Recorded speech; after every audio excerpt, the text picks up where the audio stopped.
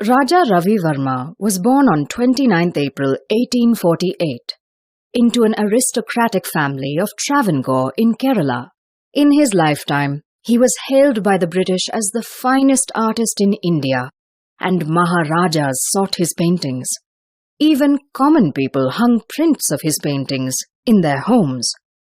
Some of his depictions of Hindu deities are popular even today. Raja Ravi Verma is said to have started a new style of painting in India. He was among the first artists in India to paint in the naturalistic style, with careful attention to finer aspects.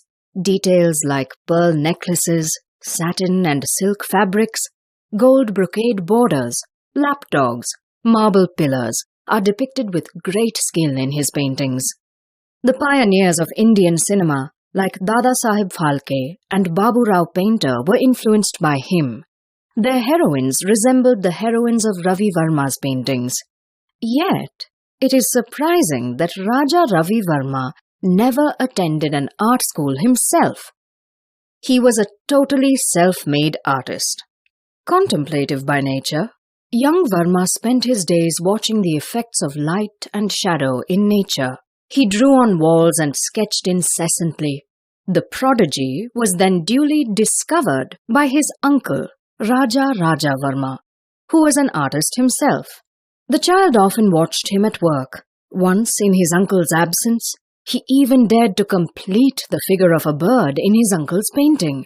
The older man was so impressed with the work that he predicted Ravi Verma's future greatness. With none to guide him and instruct him in the technique of oil painting, Verma worked till he mastered the art. For him, it was a triumph of will and inherent talent that did not depend on traditional training.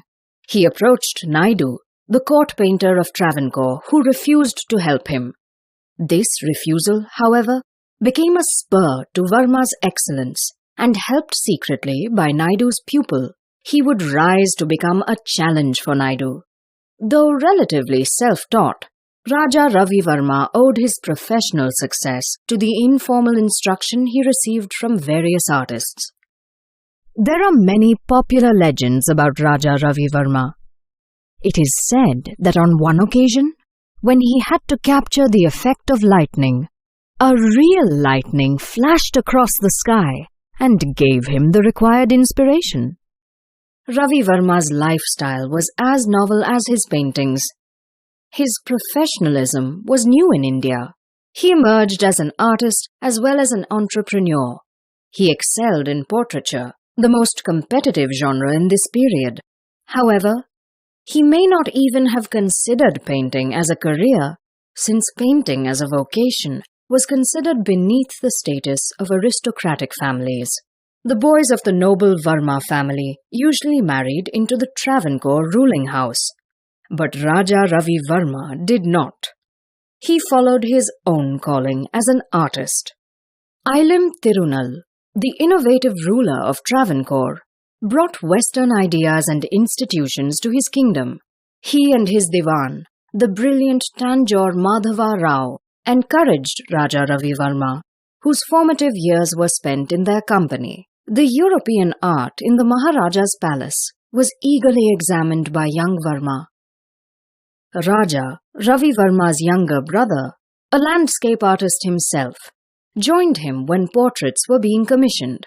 Raja became his companion and collaborator. The two brothers complemented each other. Ravi was cheerful and sociable. Raja was younger but reserved. Ravi preferred complex figure compositions, while Raja concentrated on landscapes. They worked together on commissioned paintings. Their work involved travel to different princely states, such as Udaipur and Hyderabad. Unhealthy accommodation, strange diets, and irregular routine took their toll on the brothers. Their health began to fail. Raja Ravi Verma died on 25th December 1906.